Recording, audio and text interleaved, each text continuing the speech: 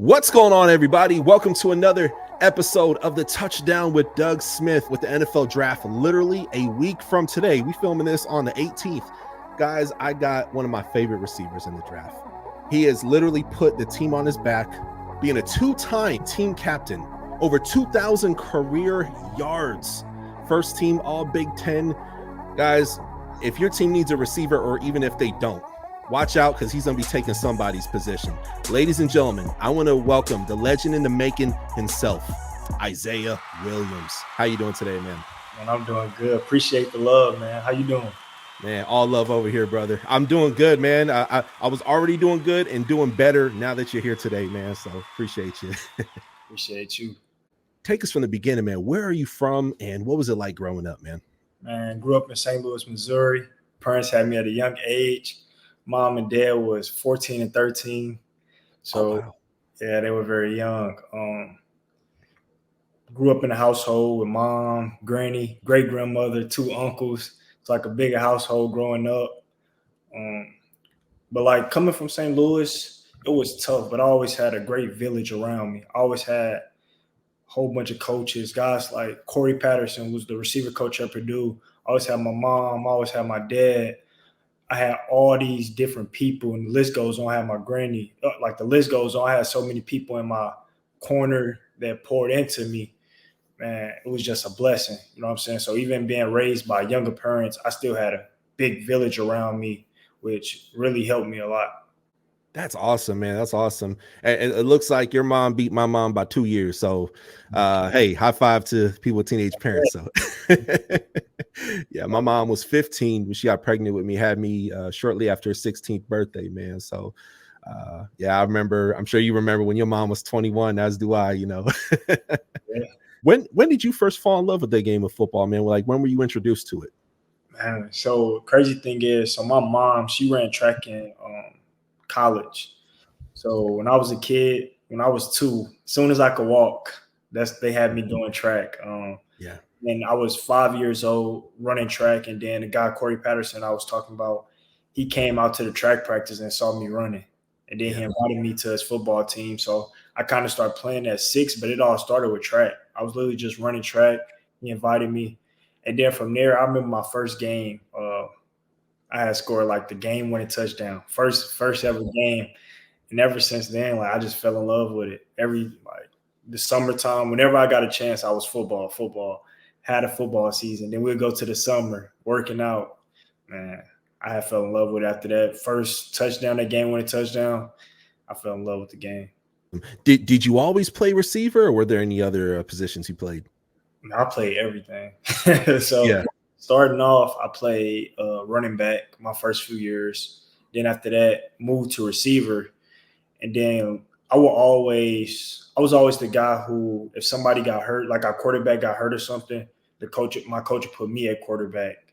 So then we got to my 7th grade year, and like both of our quarterbacks quit out of nowhere. Like going into the playoffs, they just quit. And then that's when I really started. What a time. I played quarterback from 7th grade through high school, and then my first 2 years of college. So like I just started playing receiver. This was my 3rd year playing receiver. Dude, that's some Julian Edelman type stuff right there, man. That is dope. And you know what's cool, man? I love that transition, because we've seen that, and it's a really nice transition, because you know the plays already. You were calling them. You know what I mean? And then you make that transition. And I had read that on Illinois' website too. Like, man, you were the guy. Like, you were the quarterback, and you made that. Was it sophomore year you made the transition? Junior year. So junior. Okay, gotcha. Red shirt sophomore year. Oh, gotcha. I see. Dude, that's cool, man. And yeah, man. So it looks like it was a good switch up, man. But do you ever miss quarterback from time to time? I do. Because I see it in your eyes, man. Ball in your hands every single play. You know what I'm saying? Like, everything comes back to you. You get to make plays every single play. It ain't nothing like it. That quarterback position just special. You got to be a special guy to play it. So that's why them NFL quarterbacks, man, salute to them guys, college quarterbacks, because that's a tough position. Playing it, I know how tough it is, but, man, it ain't nothing like it, man. Dude, that's amazing. And I had read in your stats last year, you actually got to Sling the So rock, man. You got to throw a touchdown, man. How did that feel? last touchdown of my college career. But it Man. felt good. It was just like Uh-huh. the little cherry on top. Like, you know what I'm saying? Like this how you started it. Started at quarterback, then I finished on the touchdown. Like it's crazy how God just make things work. Mm-hmm. Dude, that is cool, man. And God is great, man. And then now you mentioned about this Coach Patterson, how much he played a huge role in your life and how it really took a village. Did these beautiful people who helped raise you up and stuff along with your parents, I gotta ask, were they an influence in you choosing Illinois over other schools? Yeah, it was a bunch of things on why I chose Illinois. One, they gave me the opportunity to play quarterback. At the time, Yeah. going in my freshman year, I thought I was going to be a Heisman quarterback if you would have asked me back then. Yeah. So Yeah.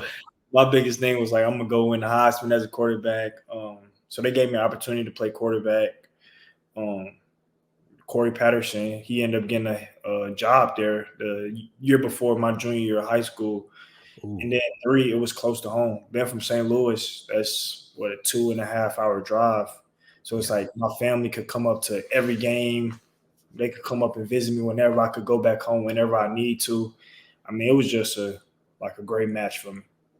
That's amazing. I read online you had, this is some legendary cinematic movie type stuff. You had back-to-back weeks where you caught the game-winning touchdown. Correct me if I'm wrong. I might be wrong. Minnesota and Indiana. Did I get Yep, that right? back to back. Yeah. Man, dude, what kept you humble during that time, man? I know my head would have exploded, man. That would have been, I wouldn't have been able to fit through the door, man. What Yeah, kept you humble, man?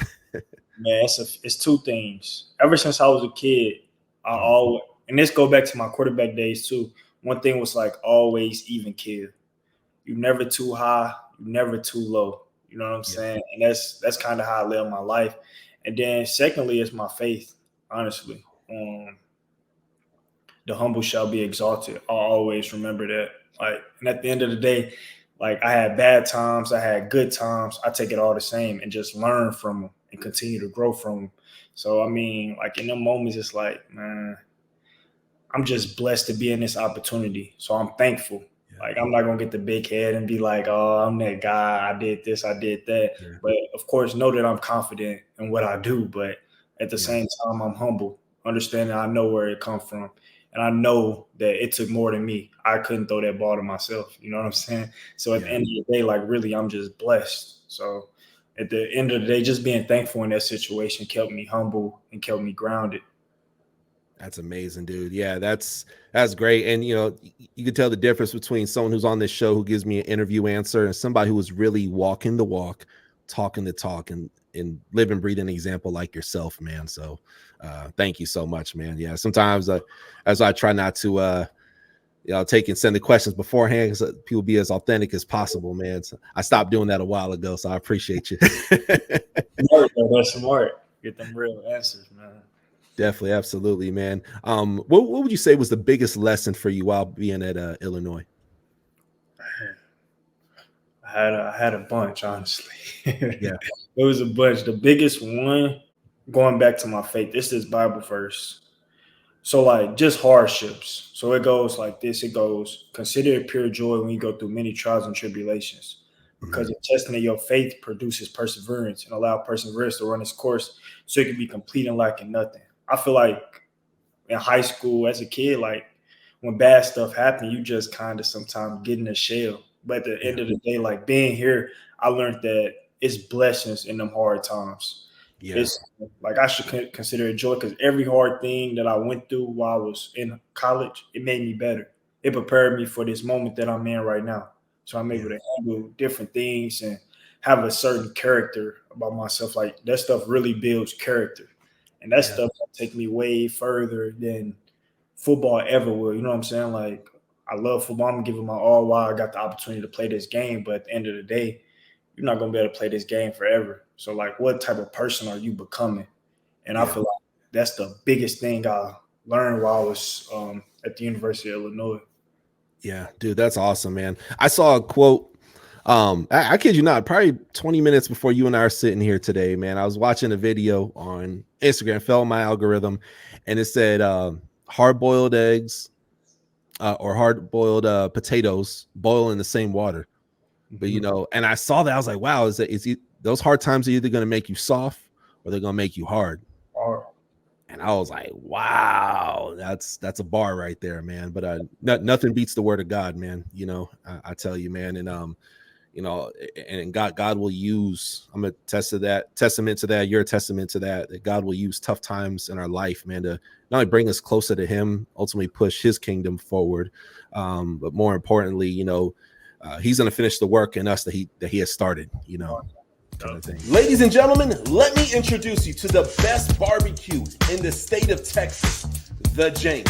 Now this barbecue is in 4 delicious flavors, and they got some of the best dry rub in America. Guys, if you live in the state of Texas, in any HEB, you can now find the best barbecue in Texas on the shelves. No matter where you're at, all around the world, you can take and place an order down below right now in the description of this video. And guess what? It gets the Doug Smith cosign. Because, hey, y'all know, I don't play when it comes to barbecue. Place that order right now. Man, recently you had a pro day, you were at the combine, out there crushing it, man. Dude, what was that experience like at the combine, man? Man, it was dope. It was a tough one though. The behind the scenes stuff, you know what I'm saying? Like the medicals and interviews all day, every day. But when you really put it into perspective, like not too many people get to do this. Like you really blessed. Like people dream of doing this. I dream of doing this as a kid, watching every single year. I feel like it made the process so much easier. But truthfully, I feel like a lot of people don't know, but that process hard. Yeah, like, it ain't easy at all. Like people see the like the 40 and people. Oh, he's just running. Yeah, and the testing, they know that you there 4 days before that, doing interviews, getting your whole body examined. Like they don't know that type of stuff, but when you really change your perspective, like it make it way easier, and you just get to enjoy it. That's cool. That's cool. Yeah, it's tough, man. They're hitting you with questions. I saw something today. It was a receiver from Texas, and they were saying when basically he's having his diabetic moments, someone had leaked some ridiculous. I mean, talk about a HIPAA violation, right?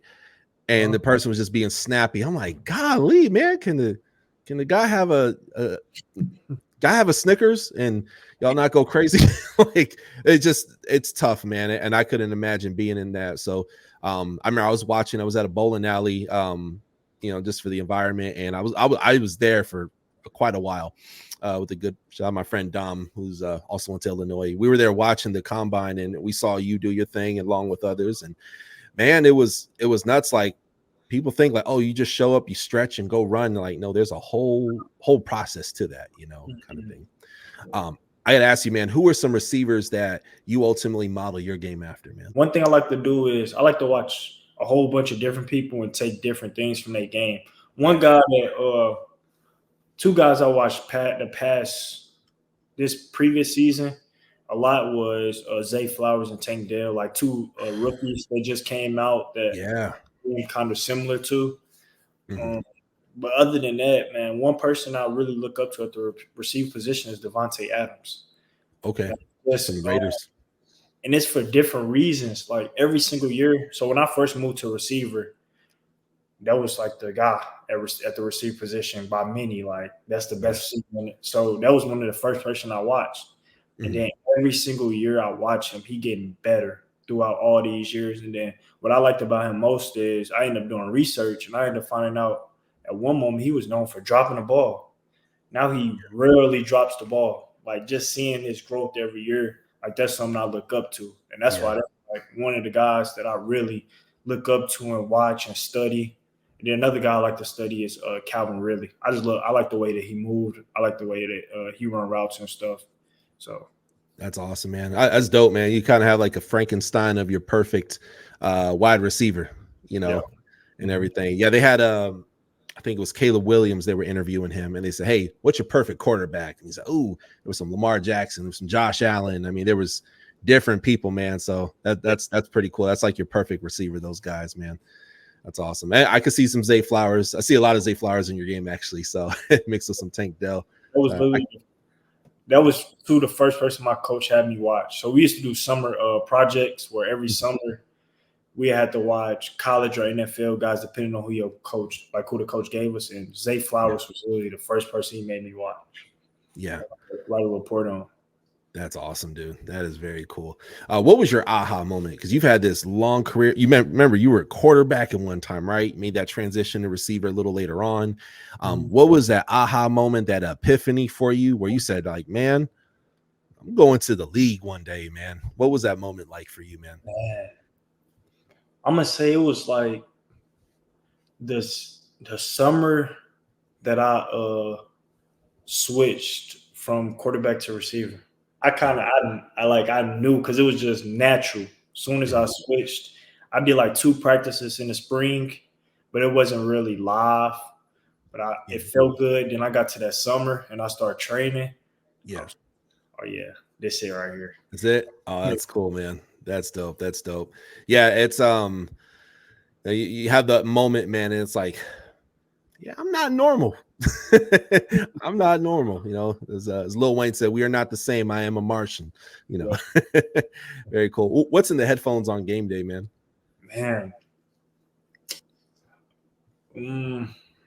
Last season I was big on gospel before game day. That's awesome, dude.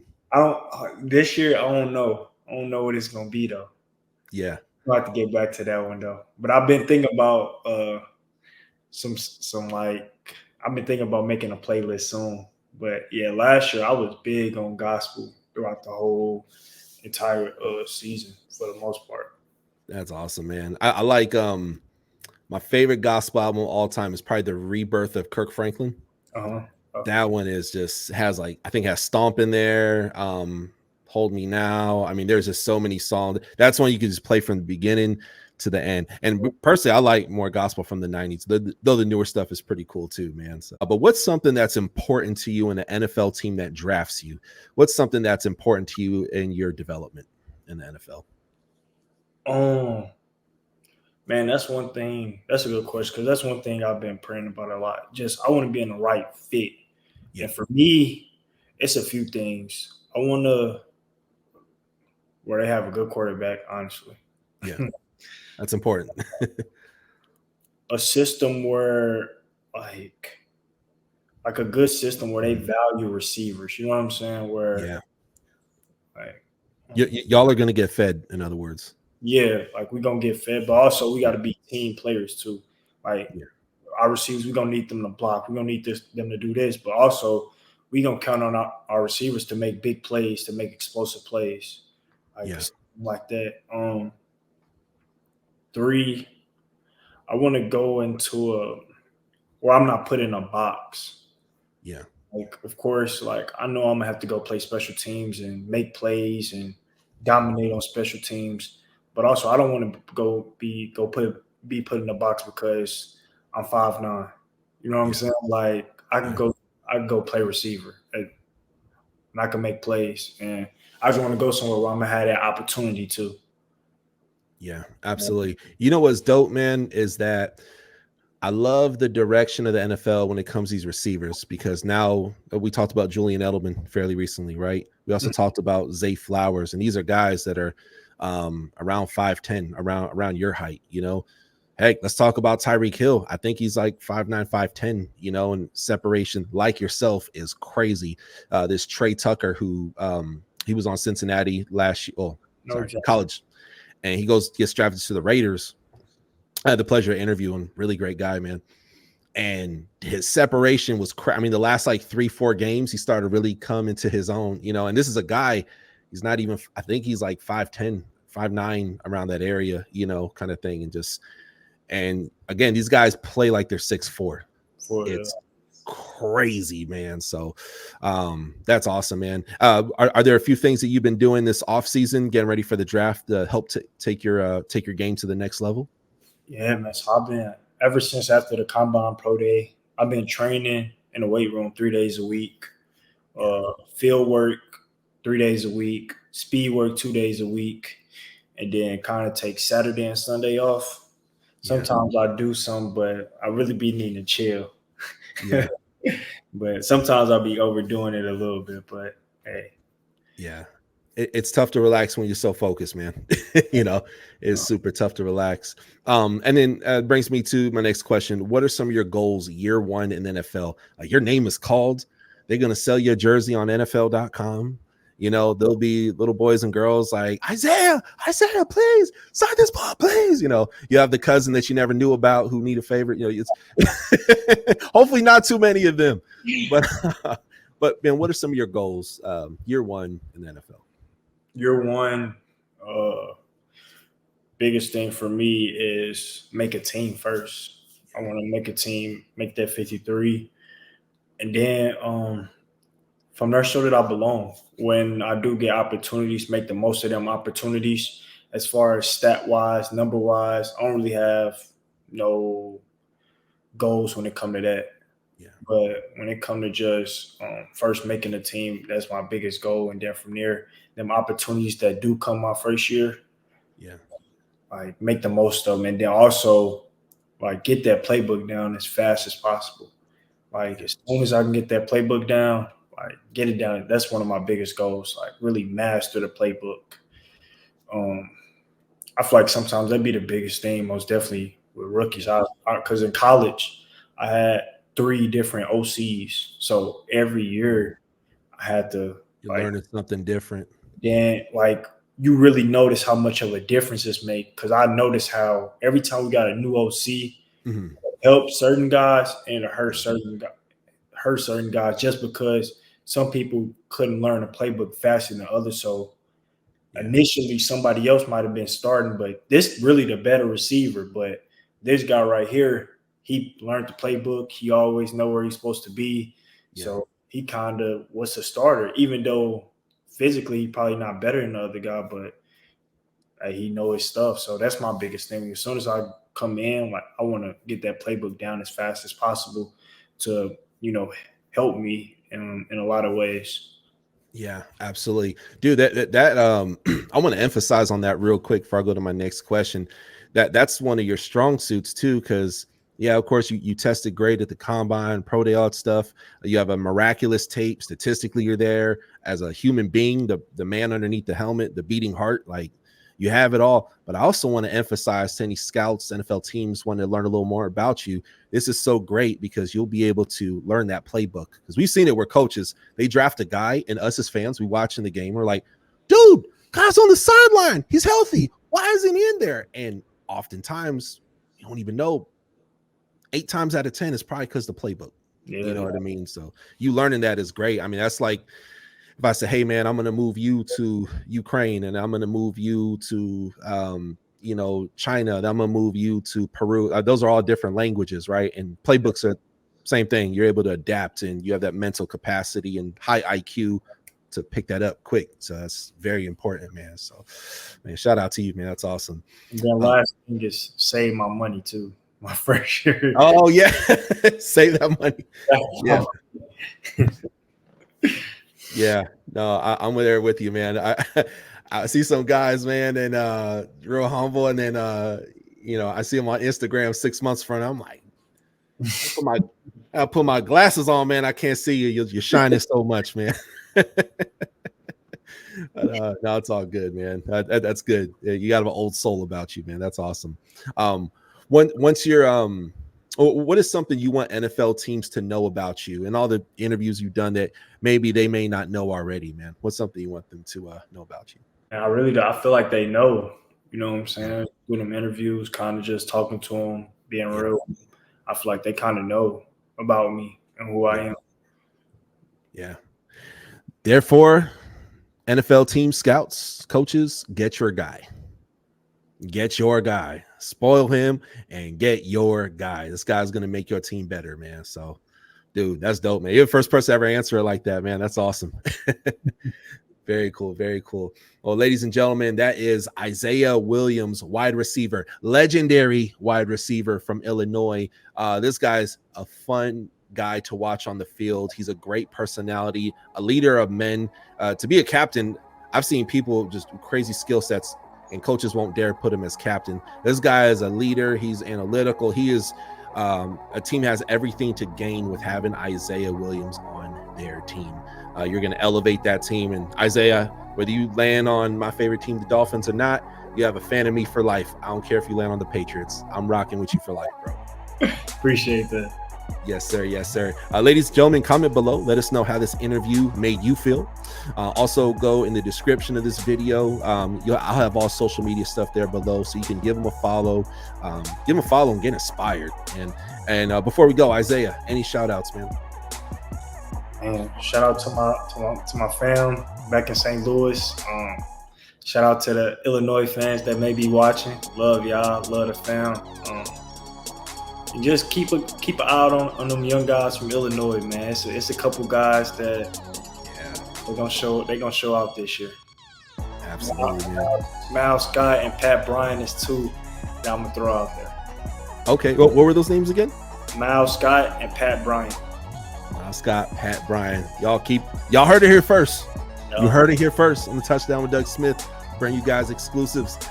And I appreciate you, man. Ladies and gentlemen, we'll see y'all next time on the Touchdown with Doug Smith. Thank you for watching another episode of the Touchdown with Doug Smith, where we have exclusive NFL content and exclusive NFL interviews.